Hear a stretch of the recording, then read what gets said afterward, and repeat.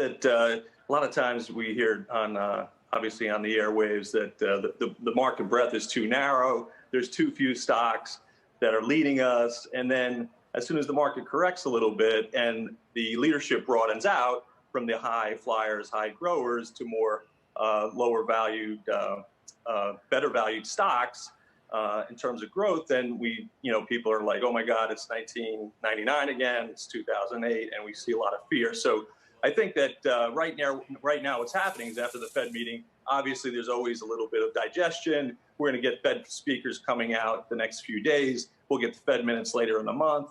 And, Jay Powell said yesterday that he kind of slipped, but he said unemployment back to 3.5%. He's going to be lower for longer. Inflation is going to stay low. And that really favors, obviously, the industrials, the materials, and the transportation stocks. Yeah. We saw UPS and obviously FedEx blowouts. You just mentioned stay at home.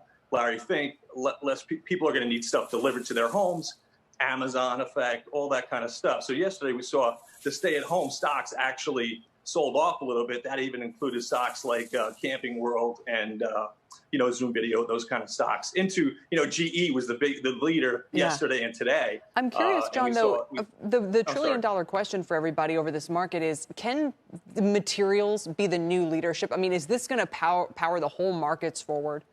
I think the technology stocks will still be bought on dips, but if we go back to big picture, right? Don't short central banks and don't short technology. I think that took us from June until this point. Going forward, obviously we have the election. If you have 100% gains in some of these stocks, you're going to take some off the table and move it into lower P stocks than what you had at 100 times sales, like Snowflake or something like that. So it makes sense, right? We have this big unknown in the future in about 48 days, 45 days, which is the election. Nobody knows what's going to happen. But one thing we do know what's going to happen is that whoever wins the election is going to either do infrastructure, they're going to do some type of MMT, right?